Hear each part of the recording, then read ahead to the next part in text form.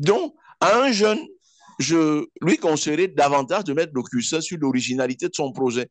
Si son projet n'est pas original, son projet n'est pas faisable, son projet ne répond pas à un besoin, pour moi, il est en train de perdre du temps. Il va rarement trouver un financier, que ce soit un financier classique, que ce soit une tontine, que ce soit des institutions financières non bancaires, que ce soit un certain projet étatique. Je vous prends le cas dans un pays comme le Bénin, le Togo ou bien au Cameroun, il y a un guichet au niveau de l'allemande qui apporte à l'échelle micro, hein, c'est-à-dire quoi, quelqu'un qui veut développer une petite porcherie derrière la maison, on peut lui apporter un appui jusqu'à hauteur de 500 000 ou 650, c'est-à-dire 1 000 euros maxi. Euh, Même ces gens qui ne font pas des financements, qui font ce qu'on appelle techniquement des financements à fonds perdus, ne seront pas intéressés à vous suivre dans votre projet une fois qu'il est établi que ce n'est pas original. Parce qu'un projet original dure.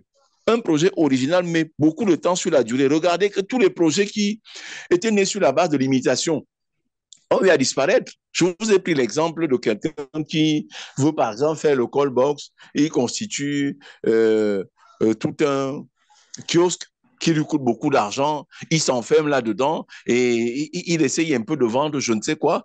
Les gens peuvent facilement imiter son projet et le marché captif qui lui était réservé sera désormais partagé entre lui et tous ceux qui ont imité son projet. Or, quand ils ont imité, ils ne lui ont pas versé les droits d'auteur. Ils ne lui ont versé aucun frais, aucune prime, ce qui fait qu'il aura donc travaillé pour ces gens-là.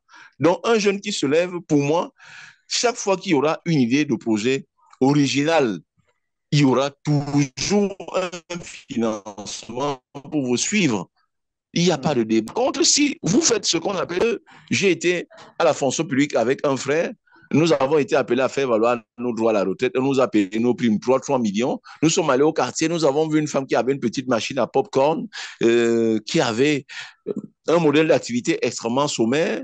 On branche au mur, on met les popcorn, le maïs à l'intérieur, ça éclate, on appuie un petit bouton en bas, ça sort en dessous et on ensage 50-50, on vend. Si nous tous, nous voulons fonctionner en ces thèmes, il est certain qu'au bout de 6-7 mois, ça ne va plus marcher.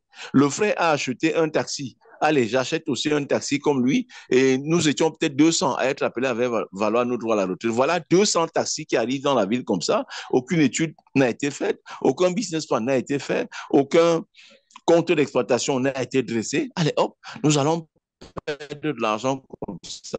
Donc, pour moi, lancer son projet, ce n'est pas toujours mauvais de se référer à un spécialiste.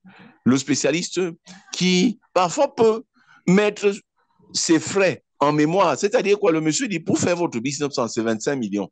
Vous ne les avez pas. Mais dans l'immédiat, là, vous allez me donner 1 million de francs. Pour les 24 millions, je mets en mémoire. Comme je crois au projet, une fois que le projet va fonctionner normalement, des retours à meilleure fortune, je vais me faire payer sur les 24 millions que j'avais mis en mémoire, peut-être même avec un bonus en plus, parce qu'en fait, j'y ai cru. Si je ne m'étais pas engagé, on ne serait pas allé loin.